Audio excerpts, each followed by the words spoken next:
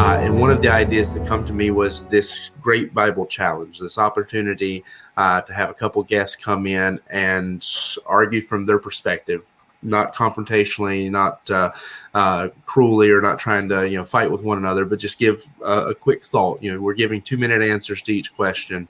We're just going to give our quick thoughts as to why we think our answer is the best answer to the questions that are provided. So the questions tonight, I'll go ahead and introduce those right off the bat, are who was the greatest judge in the book of Judges? Second question we'll be answering is, aside from Jesus, who is the greatest example of humility in the Bible? The third question is, what is the most common cause of prayers being answered with a no?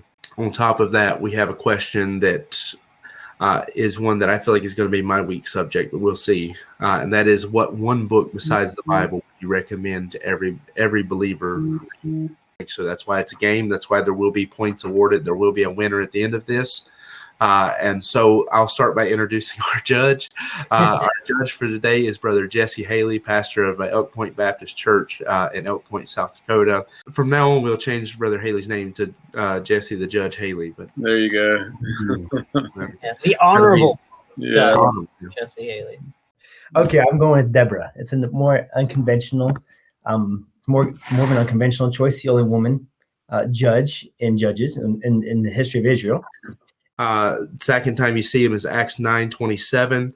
It's when Paul's still kind of an outcast to the church, and he sticks his neck out. I mean, you talk about humility and letting go of all your pride, putting your reputation and everything on the line for somebody else is a pretty big step of humility, in my opinion. But that would be considered a handicap during that time, but it was actually his handicap that he had they didn't even think to check his sword. They didn't even think to frisk him on that. That inner right thigh, because of course, why would you go for that? Because they're assuming he's right-handed. People at times are trying to put him at odds with Jesus, where they were like trying to say, are you at the same level as Jesus? And each time he was like, no. And that's why he said, he must increase, but I must decrease. It's not about me, it's about Jesus.